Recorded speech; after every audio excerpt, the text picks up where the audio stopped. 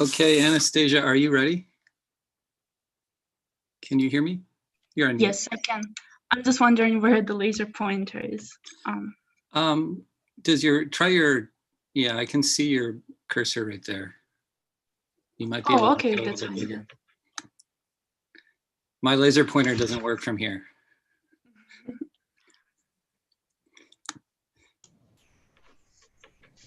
Okay, so we'll wait a couple more minutes. It looks like a bunch of people are trying to log in.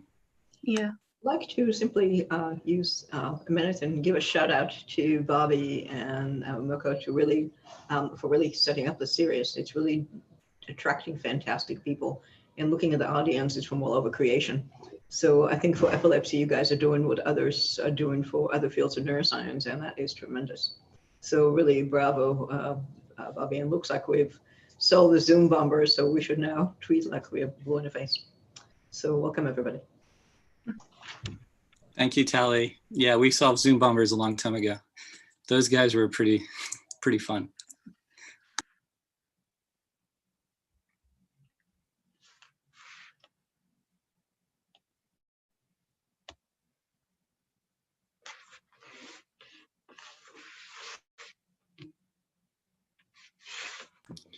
Okay, we're gonna go ahead and get started. So welcome everybody. Welcome to the NextGen Epilepsy Seminar Series. So this is, for those of you that are new, this is a series that is dedicated solely to young investigators, graduate students and postdocs, and it's been really a fun series so far.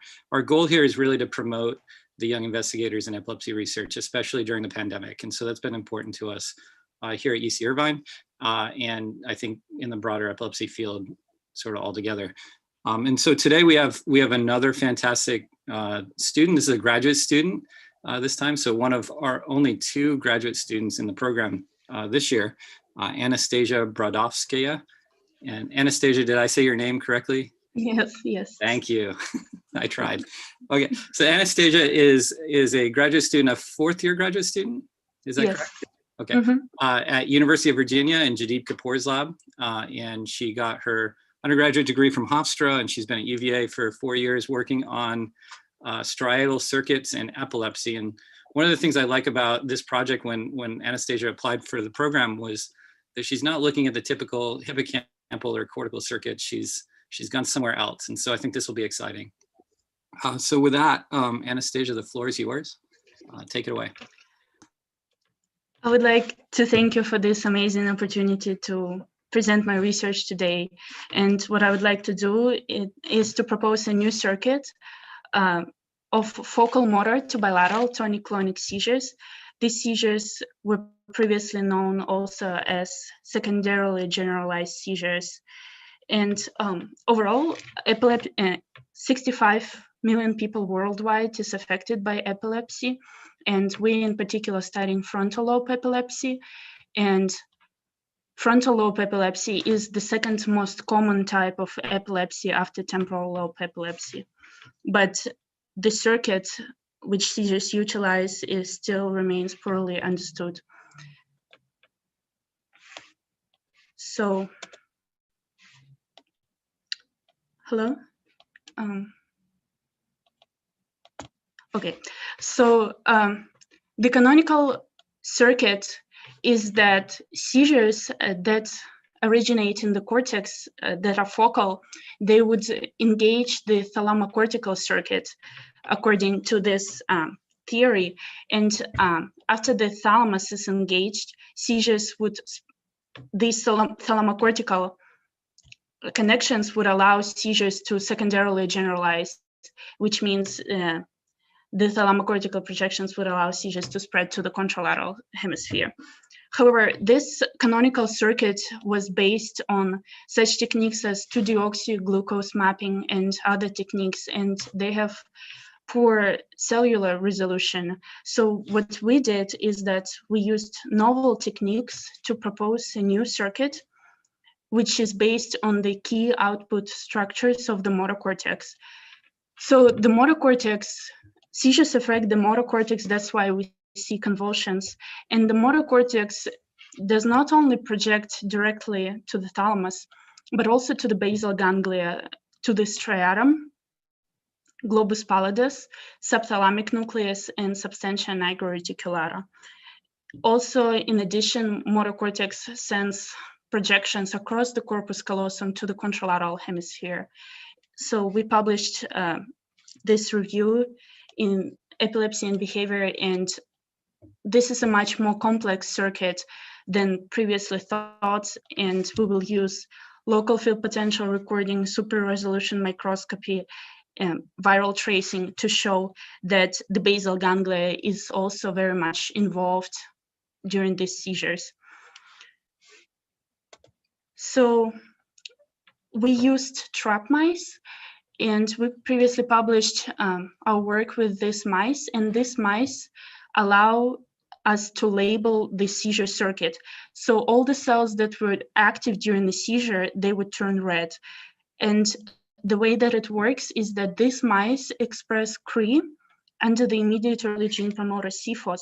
So whenever there is a seizure, immediate early genes will be active, and CRE will be expressed only in those cells that were activated by a seizure.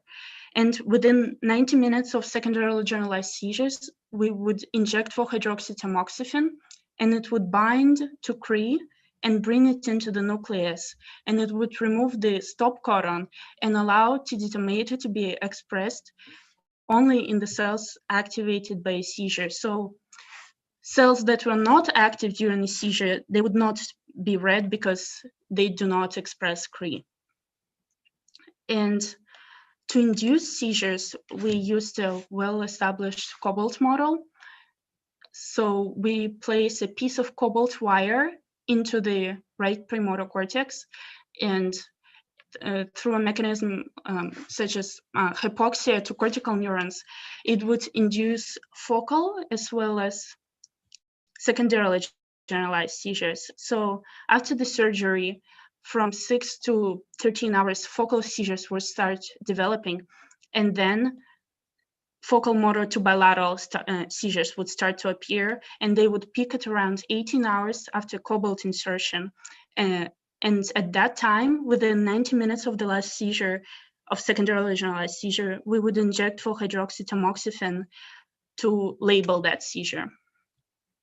And here's an example of a secondarily generalized tonic-clonic seizure that we record from 5 subdural EEG electrodes. So we constantly monitor our mice for seizures.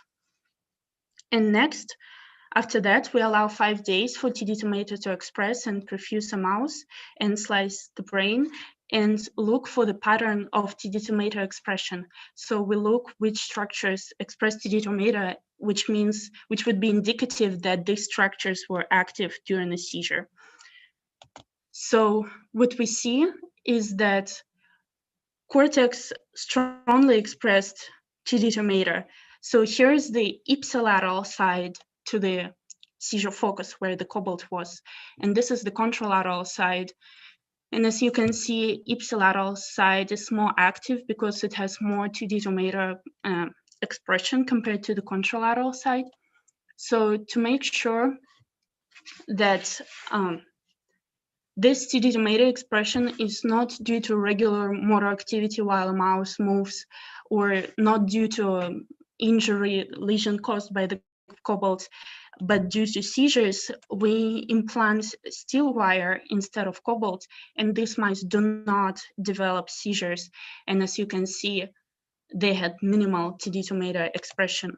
And here I quantify the area of activation, so percent area that expressed TD-tomato, and as you can see, ipsilateral side of the cortex strongly expressed TD-tomato, and contralateral side is less, and control had minimal TD-tomato expression.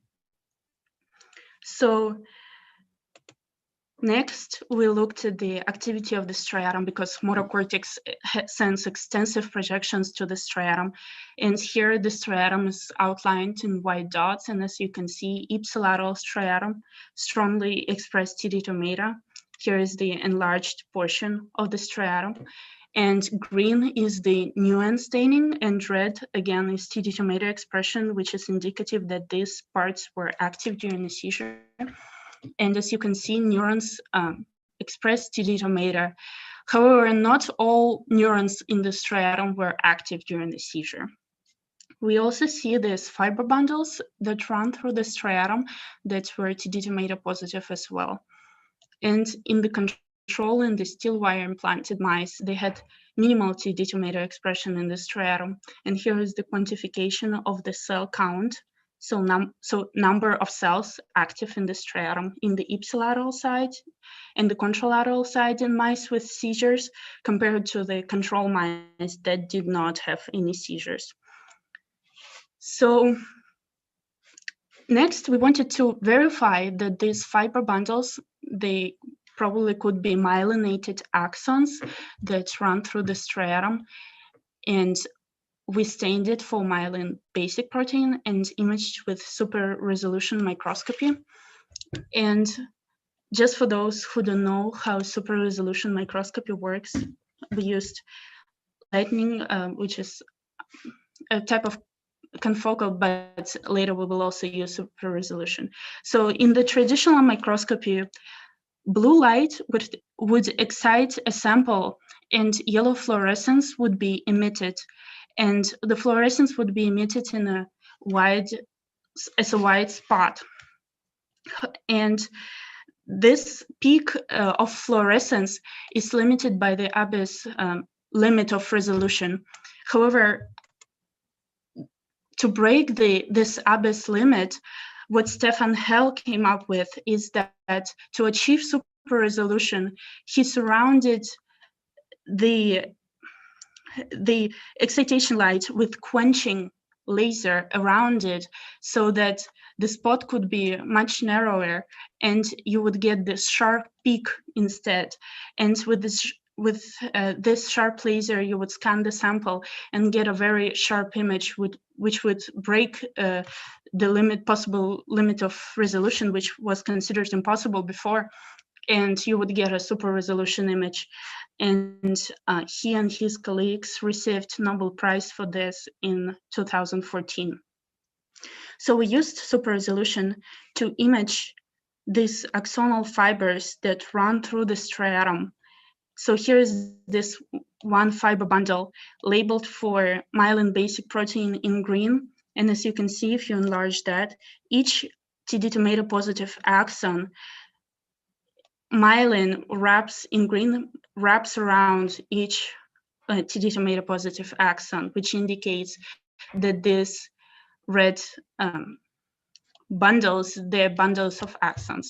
And if you will look at the cross section from here, we see that each axon is indeed surrounded by myelin.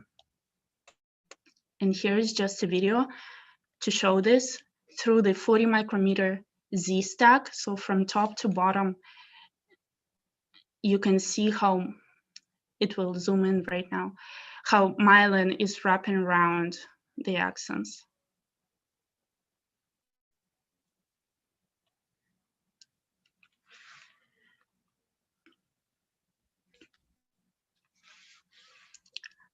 So next, it is known that in the striatum, there are also these compartments which are called striosomes, and they express mu-opioid receptor. So here in green, all these compartments, they're called striosomes.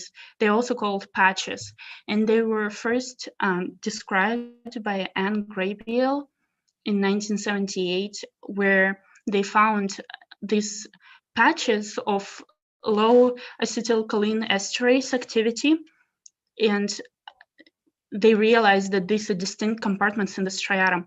And now it is known that they also express mu-opioid receptors. And all the other parts that surround the striosomes, it's called matrix. So it is thought that the striosomes receive more inputs from limbic cortical areas, whereas the matrix around it receive more inputs from somatosensory and motor areas. So we wanted to see whether the striosomes in the striatum also active during secondarily generalized seizures and whether they express TD domain. However, almost none of them were TD2 positive. So here you can see these axonal bundles, and in green is the striasomes that surround them, and almost none of them expressed TD2, which is indicative that they were not active during the seizure. However, we did find some rare occasional striasomes. So here they're in green that did express some of the fibers in them that were active during seizures, but it was pretty rare. Also, it is known that astrocytes participate in seizures, and we labeled them for GFAP, and indeed we found some astrocytes that also expressed TD2 and were active during seizures. So next, the striatum. Neurons in the striatum are called medium spiny neurons, and there are two populations of them. One group of medium spiny neurons in the striatum express dopamine 2 receptors, whereas the other group of medium spiny neurons express dopamine 1 receptors on their surface. And these two populations are thought to be segregated. So those that express dopamine 2 receptors in the striatum, they send their axons to the globus pallidus externus, which in turn projects to the subthalamic nucleus and substantia nigra reticulata. And this pathway is called the indirect pathway. Whereas medium spiny neurons in the striatum that express dopamine 1 receptors, they send their axons to the globus pallidus internus and the substantia nigra reticulata. So it is not known whether seizures activate the indirect or direct pathway. So we wanted to determine that. And it is also known, there are some findings that D2 agonists are anticonvulsant. It has been reported that injecting D2 agonists via cannula into the striatum can suppress pilocarpine and Kindle seizures, whereas D2 antagonists, so in patients who take D2 antagonists, which could be like clozapine or olanzapine for psychosis or schizophrenia, they have a higher risk of seizures. So we also wanted to determine whether D2 agonists would be anticonvulsant in cobalt-induced seizures. And however, these previous studies did not report activation of the striatum or activation of medium spiny neurons. So first we injected D2 agonist into the striatum, and we used a drug called sumanerol, and sumanerol is a full selective D2 agonist. So there are 5 types of dopamine receptors, 1 through 5, and sumanerol has over 200-fold selectivity for dopamine 2 receptors over other receptor subtypes. And because dopamine receptors are also expressed highly in the cortex, we infused it directly into the striatum via bilateral cannula. So what I did is that I implanted cobalt in mice together with the bilateral cannula that goes into the striatum. And the next day, mice would start developing seizures from cobalt, and the seizures would peak at around 18 hours. And at this time, I was blinded, and I did an injection of either D2 agonist, sumanerol, or artificial cerebrospinal fluid as a control. And it is known that sumanerol has a sustained effect for at least 2 hours after the injection. So while being blinded, I quantified the number of seizures after the injection. And once the drug gets metabolized, we counted the number of seizures after return to the baseline again. So we did not see any behavioral or electrographic change after dopamine 2 agonist injection into the striatum. So mice continued just spiking from cobalt as they usually do. And here's an image confirmation that where the placement of my cannula, that it was in the anterior striatum. So first, I counted while being blinded the number of seizures before any injections, 3 hours before any injection. So the treatment group and the control group, they had equal number of seizures. Whereas after I did the injection, none of the mice that received D2 agonist ceased for 2.5 hours after the injection, whereas the control group continued seizing. So this indicates that D2 agonist is anticonvulsant in cobalt-induced seizures, and that possibly the indirect pathway can modulate seizures because the D2 agonist was effective. Anastasia, can I just 1 second? This is fascinating, but I may have missed it. Is the D2 agonist potentially provoking somnolence? Did these mice move? I mean, is that to have any other off-target effects on motility or consciousness or whatever? Yeah, we continuously monitored them via video EEG, and I did not see any change in their behavior from injecting the drug. So, and on EEG, they looked similar to those that received artificial CSF injection. Wonderful, thank you. So next, we wanted to determine whether the TD2 positive neurons in this triatom that were active during the seizure, whether they express on their surface D2 receptors and of the indirect pathway, or whether the red cells in the striatum express D1 receptors. So I labeled did immunohistochemistry for dopamine 2 in the striatum and for dopamine 1. And as you can see, almost 80% of all active neurons in the striatum during secondarily generalized seizures, they expressed dopamine 2 receptors on their surface, whereas less than 20% expressed dopamine 1 receptors. I also quantified from the anterior striatum through the slices to the posterior striatum across bregma. And we saw no rostrocaudal gradient, which means that this ratio is pretty much stable throughout the whole striatum.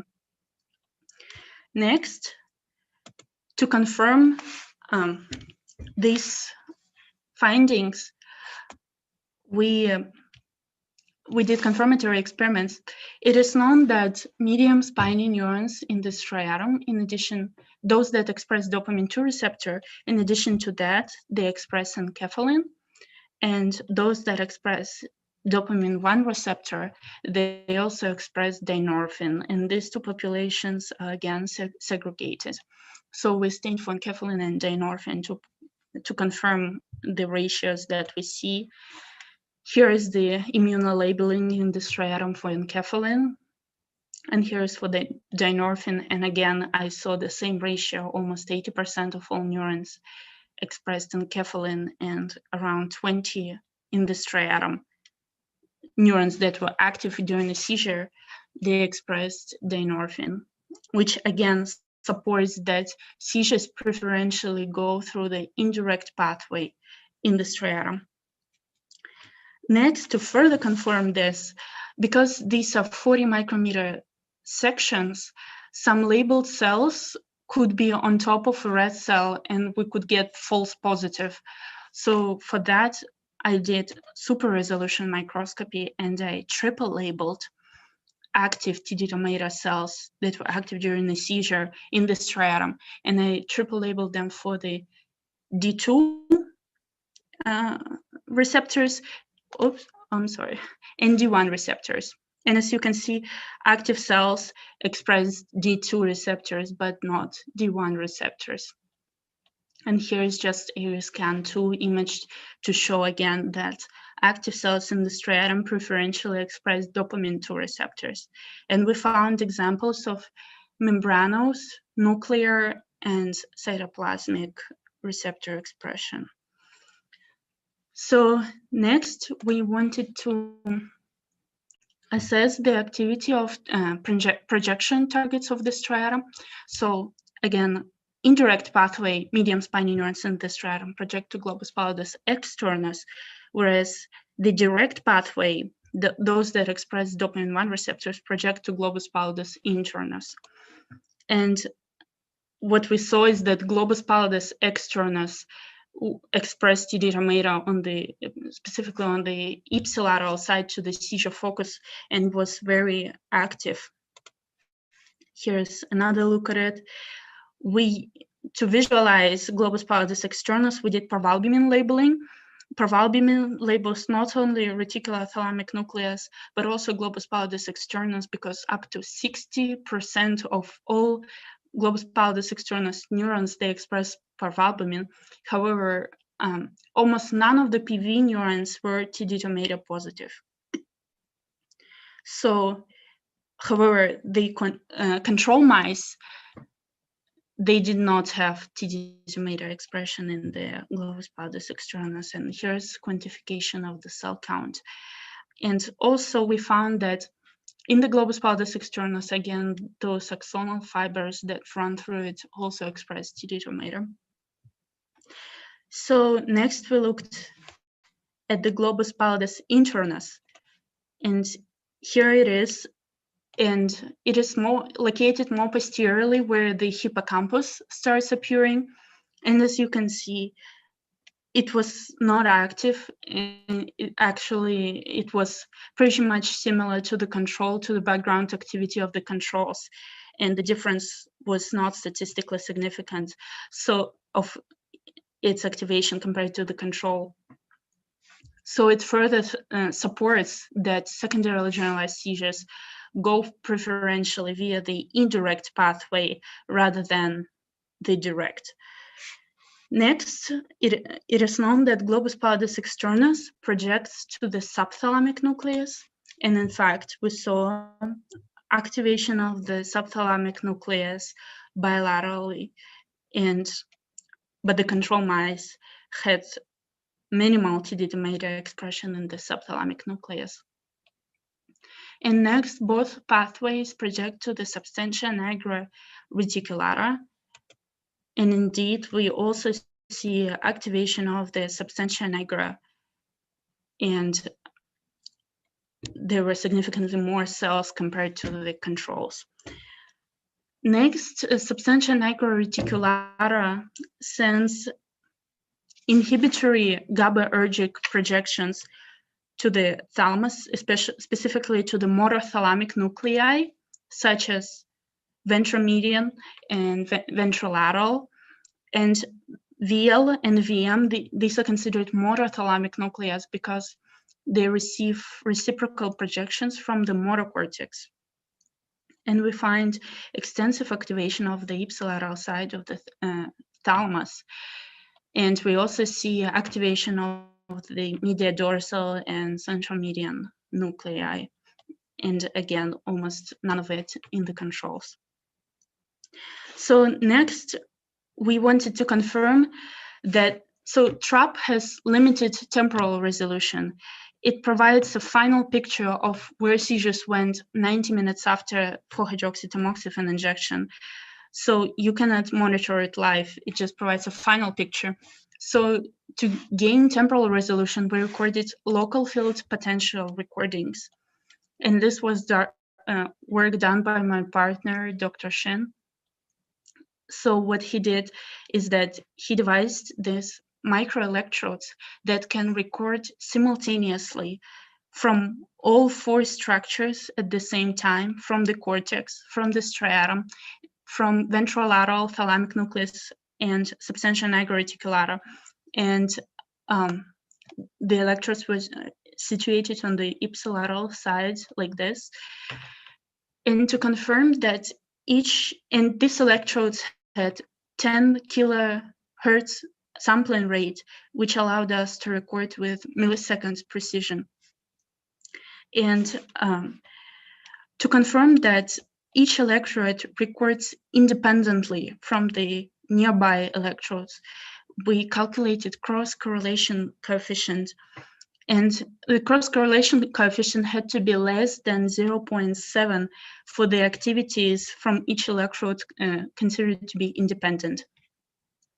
And at the end of all recordings, we let a current through the tip of the electrodes to mark the location of those electrodes. So whenever we perfuse and slice the brain to confirm the location, we could see where the location was. And if the location was found to be incorrect, all the recording data was discarded. So what we saw is that indeed seizures go through all these structures from the seizure focus to the ipsilateral thalamic nucleus, VL, striatum, and nigra. However, we notice that sometimes in the striatum and substantia nigra reticulata, there is this onset delay. So some seizures come to these two structures with a delay. So we quantified this. And what we found is that 100% of all seizures arrived to the thalamic nucleus VL on the ipsilateral side immediately within 200 milliseconds of the seizure onset. However, we found two populations in the striatum and nigra. 70% of all seizures arrived to the striatum within 200 milliseconds, whereas 30% of all seizures took seconds to appear in the striatum. And the same is in nigra. 48% arrived immediately within milliseconds to the substantia nigra, whereas 52% of all seizures could take seconds to appear in nigra. And we thought that maybe this is possibly due to some internal inhibition that exists within the structures, and we're looking into it now. And next, what we noticed is that during the seizures that did have a delay in nigra, so first seizures would show up in the thalamus and in the seizure focus, but they had higher spike frequency. And as soon as seizure appears in the nigra, the spike frequency dropped. So we defined spike frequency as number of spikes per second. And here's quantification in the cortex that before substantia nigra joins, the spike frequency was higher, but after the substantia nigra joins, the spike frequency in the cortex and in the thalamus almost drops by half. And I looked at those seizures that arrived to nigra immediately, so they did not have any onset delay, and the spike frequency looked consistently slower through the whole seizure. So next, we hypothesized that anatomical projections of the seizure focus can drive the seizure circuit. So the seizure circuit could be determined by anatomical projections of the seizure focus. So to label the anatomical projections of the seizure focus, we injected AAV9 virus that expresses GFP and is CAM kinase driven. And 2 weeks after that, we implanted cobalt. And the next day, mice would develop seizures, and we would inject 4-hydroxy to label the seizure circuit, and would allow 5 days for TD2-mater expression, and would slice the brain either into thick 200 micrometer sections or into thin sections. And those thick sections we processed for clarity. So just to describe how clarity works for those who don't know, we link all the antibodies and proteins with this hydrogel monomer solution that also contains acrylamide, and it would create this mesh where all the proteins would be linked in place, and then wash with SDS to remove all the lipids, so the brain would turn transparent.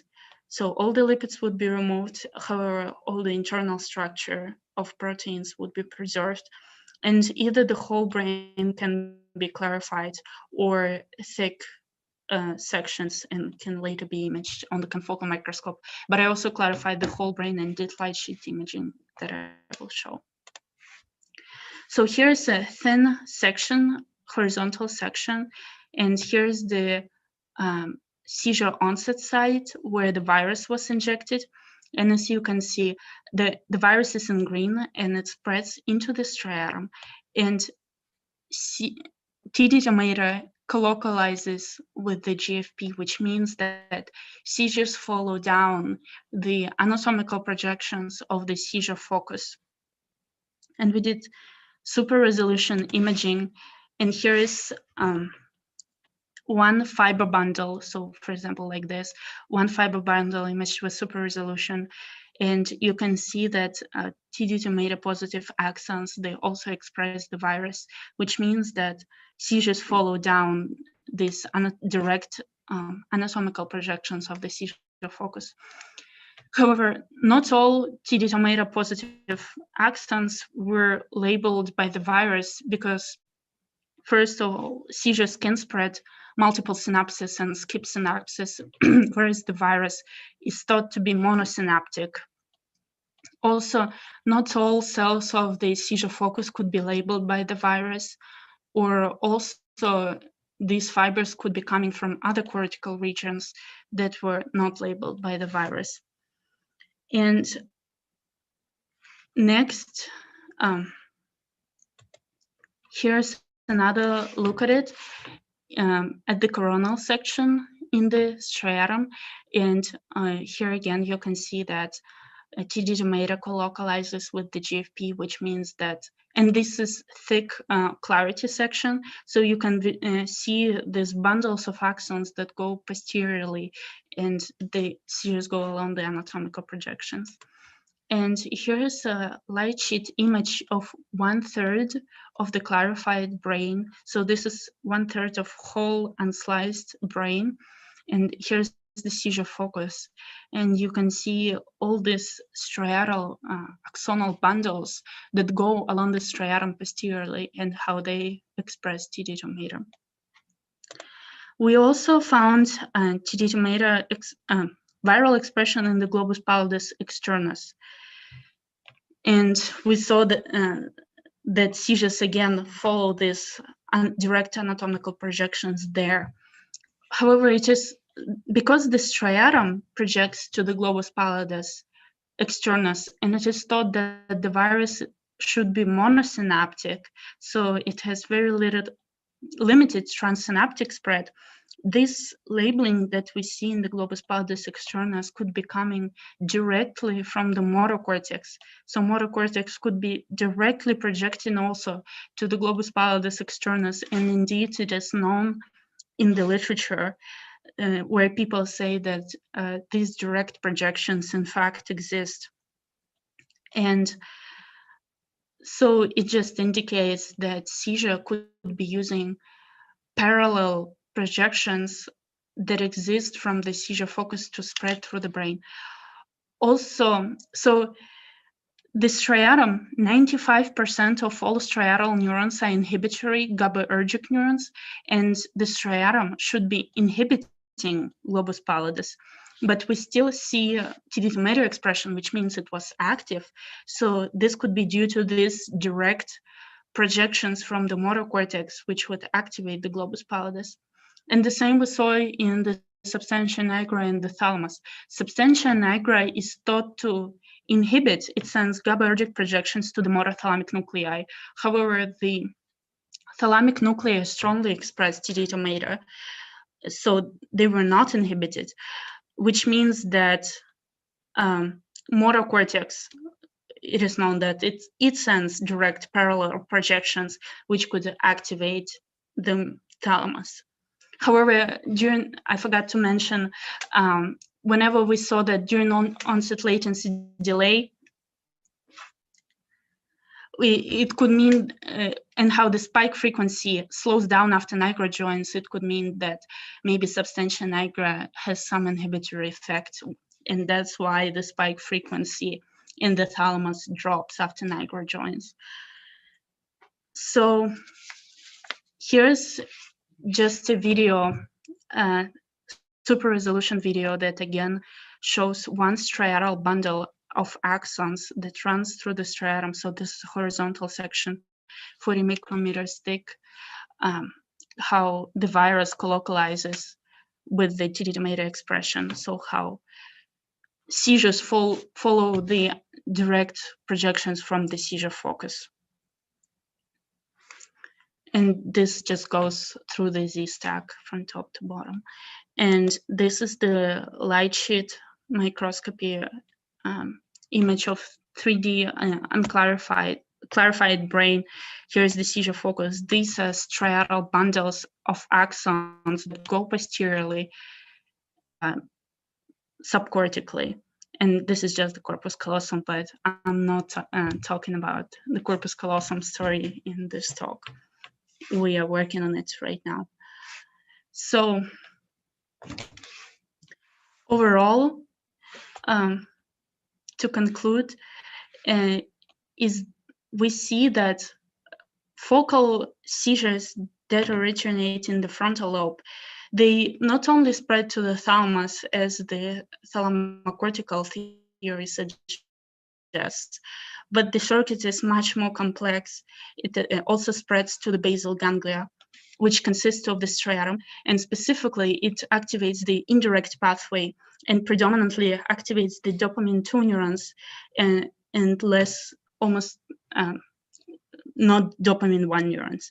And we thought that why this preferential activation of dopamine 2 neurons happens and not dopamine 1 neurons. It is known that dopamine 2 neurons are more excitable. They're smaller than dopamine 1 neurons. So dopamine 1 neurons have this large surface area and they are more hypopolarized, which makes them less excitable compared to dopamine 1 neurons. So maybe that's why we see 80% activation of the dopamine 2 neurons. Next, seizures also activate globus pallidus externus and the subthalamic nucleus, substantia nigra reticulata. And it is known, so the clinical relevance is that it is known that substantia nigra lesions are anticonvulsant. Also famous studies by Karen Gale, they show that infusion of GABA receptor agonist mucimol into the substantia nigra reticulata is anticonvulsant. So inhibiting substantia nigra produces anticonvulsant effect. And also patients with drug-resistant epilepsy, those that have high-frequency stimulation of the subthalamic nucleus. So high-frequency stimulation of the subthalamic nucleus also produces anticonvulsant effect, and it is known that it would have inhibitory effect, this stimulation on the substantia nigra reticulata. So, and also we find that infusion of dopamine 2 agonist into the striatum is anticonvulsant, and there are two populations based on latency, those fast and slow, those that arrive quickly to striatum and nigra, and those that take longer. So overall, we propose a new circuit, which is much more complex than the thalamocortical circuit, in which the basal ganglia can modulate seizures. And I would like to thank my amazing mentor and all his support and knowledge, and also Dr. Shin, my partner, who did all of the electrophysiology that you saw in this presentation, and also our lab in the University of Virginia and funding sources, and you for this opportunity for me to present this talk. So if anybody has any questions. Thank you, Anastasia. That was a great talk. Some really nice anatomy. We have time for questions. If anybody has them, you can either unmute yourself and ask it, or you can type in the chat and I can read it off.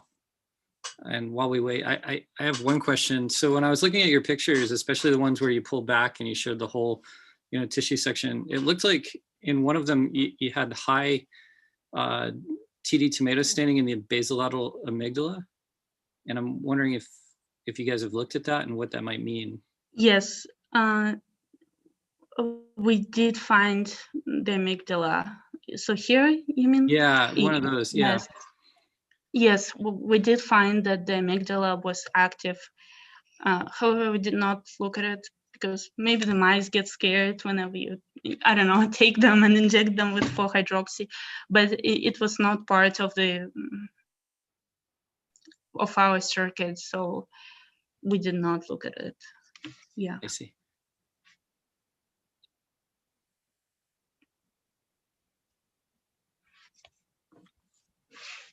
Do you have other questions?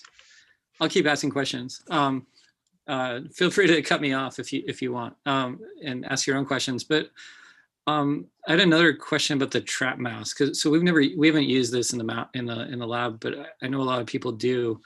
And whenever you talk about CFOS and parvalbumin, would you expect to get a lot of parvalbumin neurons? You know, the absence of TD tomato in those cells, does that really mean that those cells are not playing a role, because they're not very good at the CFOS stains?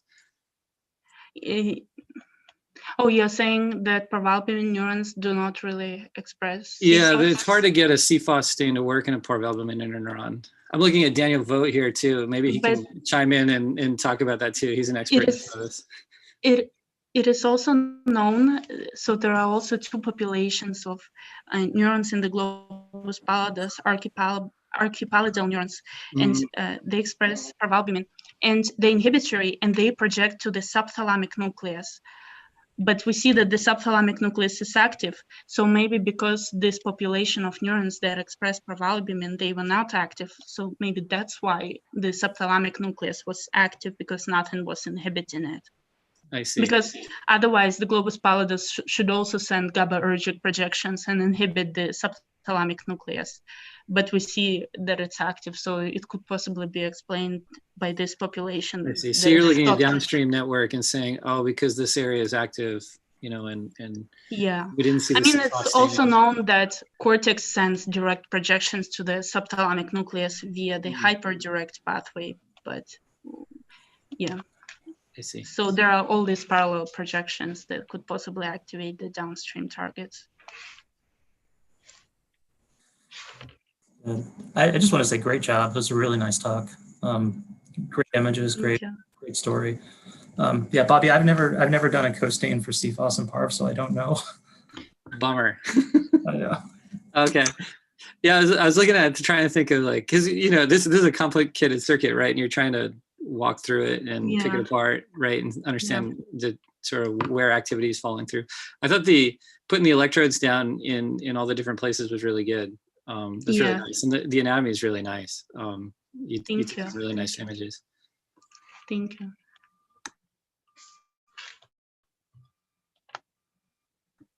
We have a question from Momoko. She's asking, do you know if cobalt induction in the motor cortex particularly induced this striatum indirect pathway? Have you tried different ways of inducing epilepsy in motor cortex? So I think what she's trying to get at is maybe it's just specific to the cobalt, or have you tried a couple of other sort of tricks? So we tried foraminopyridine in the motor cortex, but it is acute. This foraminopyridine is a model of acute seizures. So as soon as you inject, you get the seizures. And once we get one seizure, and I tried to trap it, and we did not really see any staining, like in general. So we are thinking that maybe cobalt is a model of spontaneous, not acute seizures. So seizures develop the next day, and there are many of them. So maybe they induce some plasticity, and multiple seizures are required for TD tomato labeling to appear. But we do think that it's not just the result of the cobalt or its effect, because motor cortex sends extensive projections to the striatum, and we see that these projections are active. We are also currently working right now on the spread to the contralateral hemisphere via the corpus callosum, and the motor cortex sends extensive projections via the corpus callosum. And we see the corpus callosum is also active during our seizures. In fact, for example, it is known that 80% of all the neurons in the cortex of layer 2-3, they are the ones that send axons to the contralateral hemisphere, and not layer 5-6. And we see extensive activation of the layer 2-3 neurons compared to the layer 5-6. So we think it's specific to the anatomy, and that seizures preferentially go those anatomical projections and follow down them. So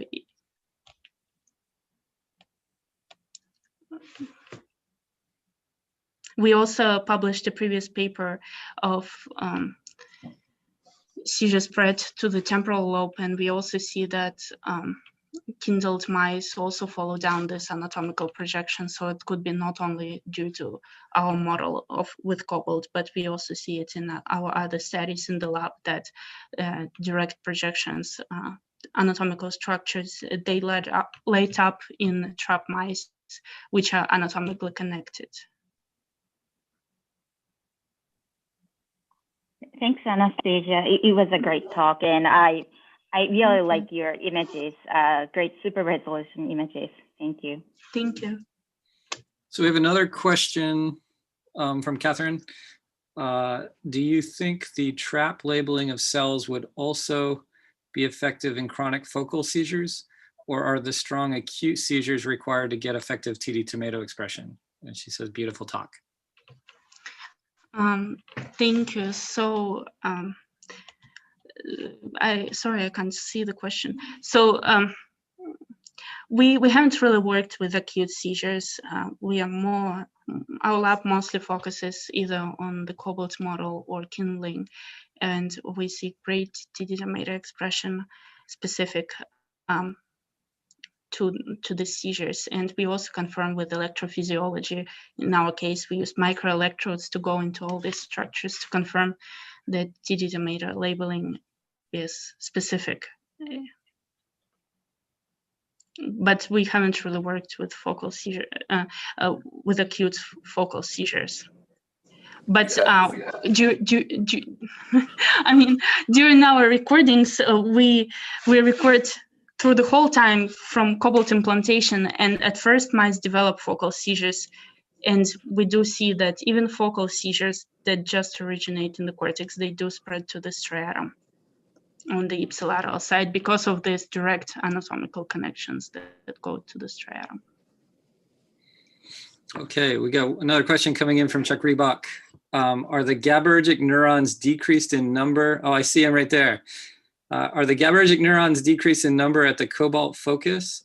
I always wondered this after I studied GABAergic neuronal loss at the alumina gel focus that induced seizures in monkeys. Ooh. Well, we are currently doing we are looking at the cortex, and we are doing labeling of all the interneurons, and we are working on it right now. So it will be for my later project. Do you So have there is a any paper. preliminary data that you could share? Chuck, there is a public. This is Jadipal. Thanks for joining it. Hi, Jadip. There's a publication old time. I in fact thought you had published it. In my mind, it's Reebok showed that GABAergic neurons are lost around cobalt focus, but there are papers going back to about the time that you published, late 70s, 80s, because that's when cobalt model used to be popular. Yes, Fisher, I think, was the author of those. Yeah. So yeah. So it's about. I don't think he ever looked at GABA. I don't think he ever studied GABA, and you've got such beautiful images. Congratulations. I'll look forward to the next paper. Thank you. Thank you. Okay, well, I guess that's all the questions. You can email Anastasia. Don't email me. I can't talk to you anything about the striatum. Yeah, sure. I think you did a great job. You should be proud of the work that you've done, and beautiful images. I think we all agree, especially as a graduate student in what's been a predominantly postdoc seminar series. So great job. Thank you. And thank you all for coming. Thank you, Bob.